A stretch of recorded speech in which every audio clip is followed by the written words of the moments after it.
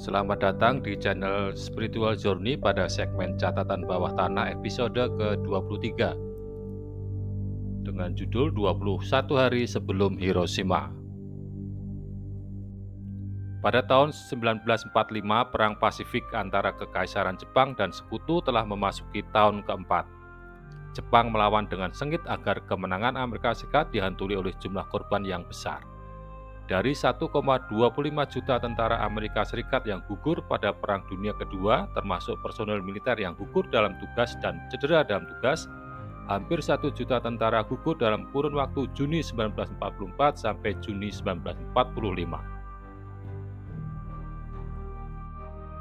Untuk mempercepat selesainya Perang Pasifik dan mengurangi risiko jatuhnya korban yang lebih besar di pihak mereka, maka para pemimpin pasukan Amerika Serikat sepakat untuk menggunakan senjata pemusnah massal.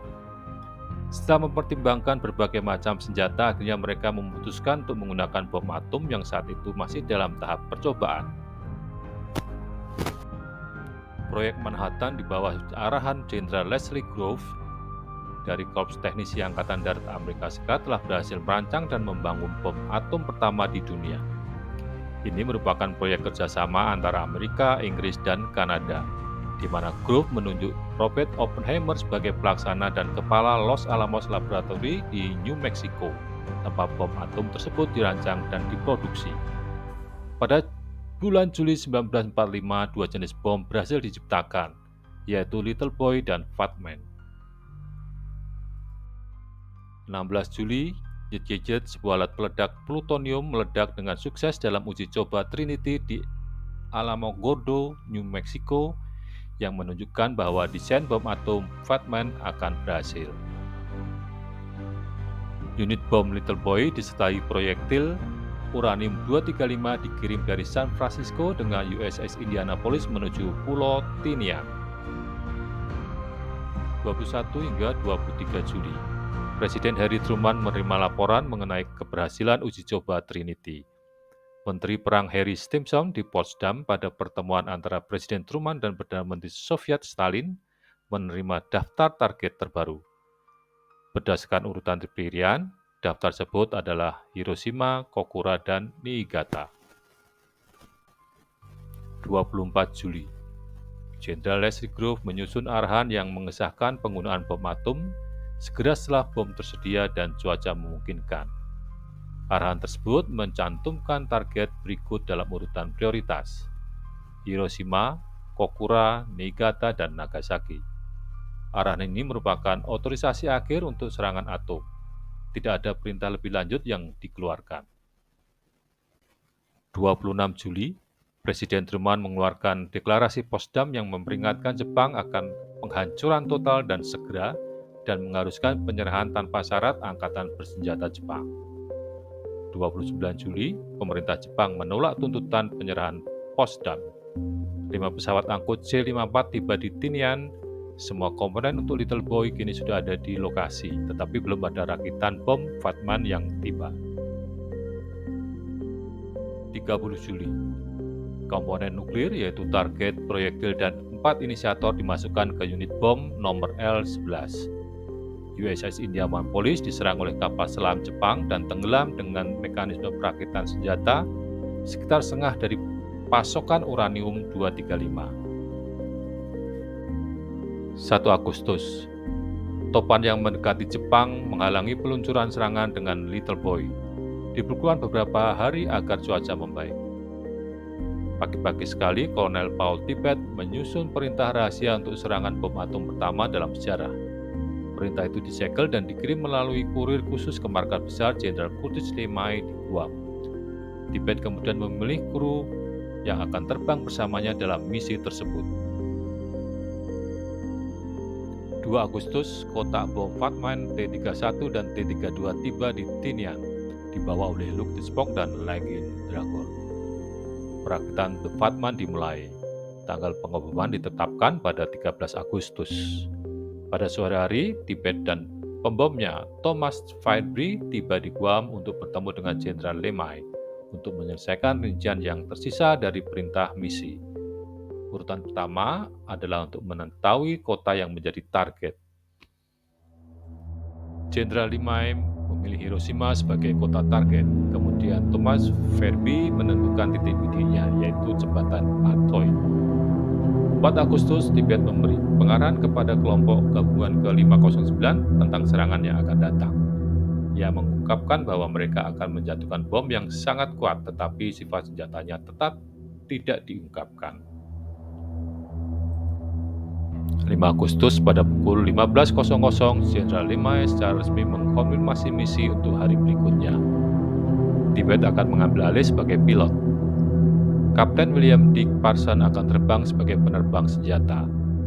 Tibet menamai B-29 nomor 82 Enola Gay sesuai dengan nama ibunya. Little Boy dimuat ke dalam palka pesawat.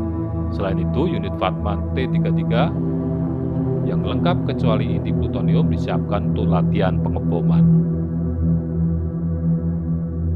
Pukul 01.45, Enola Gay mulai lepas landas. Pesawat yang kelebihan muatan itu perlahan terangkat ke langit malam menggunakan seluruh landasan pacu yang panjangnya lebih dari 2 mil. Pukul 07.50 terbang pada ketinggian 31.000 kaki, Enola Gay melintas Shikoku di sebelah timur Hiroshima. Kondisi pengeboman bagus, titik bidik mudah terlihat dan tidak ada perlawanan yang ditemui. Pukul 08.05, Enola Gay berada di ketinggian 31.060 kaki dengan kecepatan udara 200 mil per jam saat kota Hiroshima pertama kali terlihat. Saat itu sedang terjadi pasang surut di Laut Jepang. Jadi 7 cabang sungai Ota penuh dan tenang. Para siswa laki-laki sedang dalam perjalanan menuju tempat kerja di pabrik amunisi. Para siswi sudah mulai merobohkan lebih banyak bangunan untuk membuat jalur api tambahan.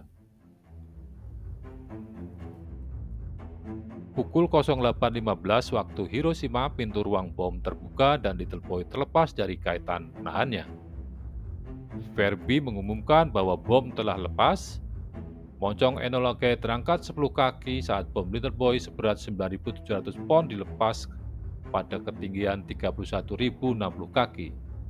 Tibet segera menarik Enola Gay ke belakang tajam 155 derajat ke kanan. Verby melihat bom itu bergoyang sebelum menambah kecepatan dan jatuh. Di darat, peringatan serangan udara kedua diserukan selama 44 detik tambahan. Enola Gay terus terbang ke utara saat bom jatuh ke titik bidiknya. Ketika ketinggian ledakan yang ditentukan tercapai, Little Boy meledak di atas kota Hiroshima.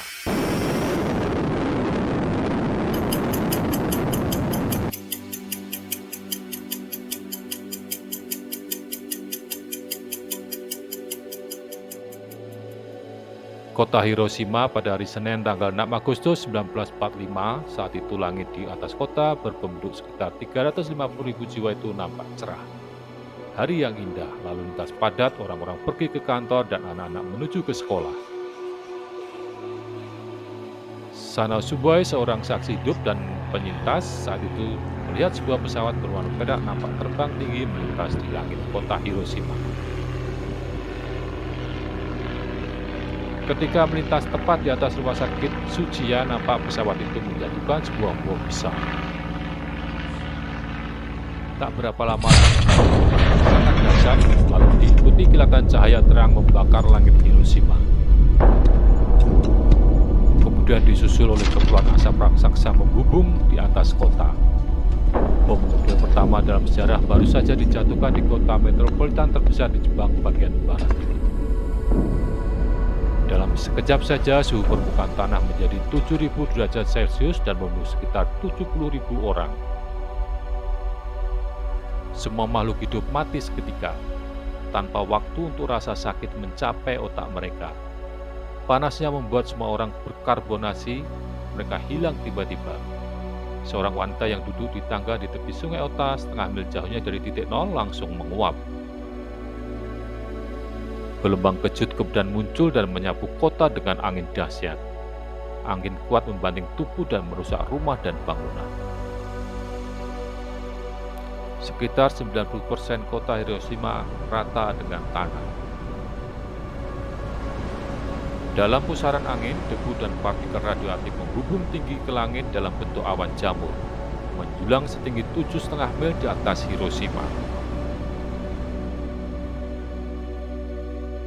Kebakaran besar berkobar dan awan besar menyelimuti Hiroshima. Suasana menjadi sangat gelap dan hampir tidak bisa melihat orang di sekitar. Seluruh kota musnah dalam sepersekian detik. Lebih dari 90% dokter dan 93% perawat di Hiroshima tewas atau terluka. Sebagian besar dari mereka sedang berada di pusat kota, yaitu wilayah yang paling parah kerusakannya. Beberapa kisah dari jembatan Miyuki.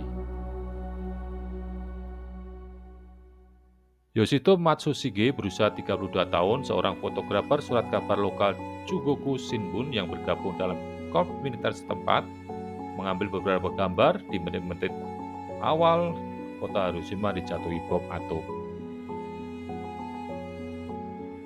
Ketika bom meledak, ia dan istrinya berada di rumah yang berjarak kurang dari 2 mil dari titik nol. Ia segera pergi ke pusat kota. Ia melihat jalanan hanyalah puing-puing, mat-mat yang terbakar dan orang-orang dengan luka bakar yang sangat mengerikan. Karena terlalu panas, dia berbalik menuju jembatan Miyuki. Di sana dia melihat pemandangan yang mengerikan tak terucapkan dengan kata-kata. Dia mengambil 2 gambar dan kemudian pergi. Dia merasa berada di dalam neraka. Belakangan diketahui salah seorang dalam gambar foto tersebut adalah Mitsuo Kouchi, seorang pelajar berusia 13 tahun yang selamat dari pengeboman itu karena sedang bekerja di bank kantor pos. Ia bersama 6 temannya berhasil menyelamatkan diri dan berlari ke arah jembatan Miyuki. Mereka terkejut melihat di sana tidak ada orang yang bicara, semua orang terdiam menghadap ke bawah. Beberapa menangis kesakitan, semua orang tampak seperti monster. Ada yang wajahnya terbakar, tidak nampak seperti manusia. Sekutu tubuh berlumuran darah. Seorang perempuan memeluk anak kecil. Mungkin dia kakak perempuan bocah itu.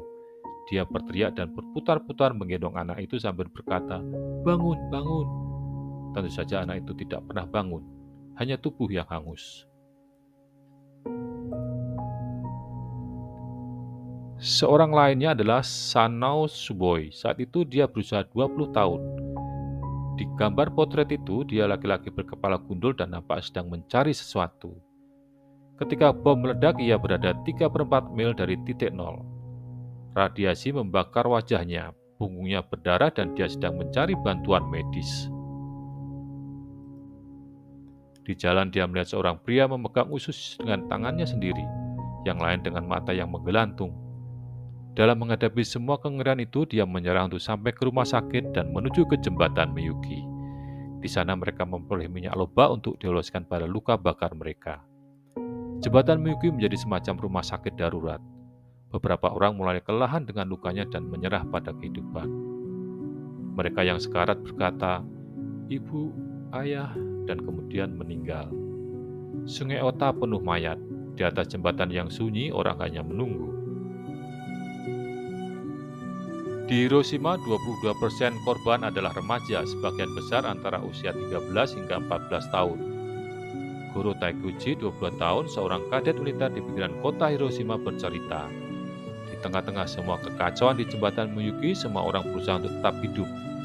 Seorang gadis kecil minta tolong ke truk, tetapi ia mendengar bagaimana gadis kecil itu dibentak dengan suara tegas dan tanpa belas kasihan. Dan gadis kecil itu mulai menangis. Ia kemudian bergegas pergi sendirian tanpa tahu kemana akan pergi.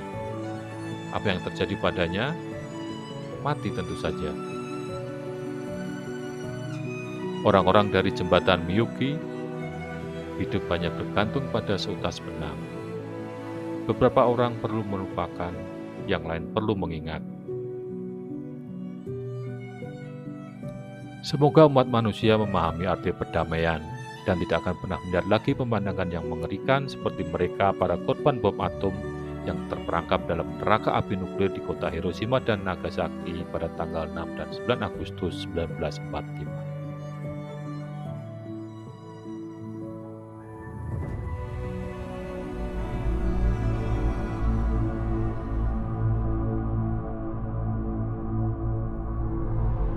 Tuhan bertanya, Manusia, apa yang telah kau lakukan?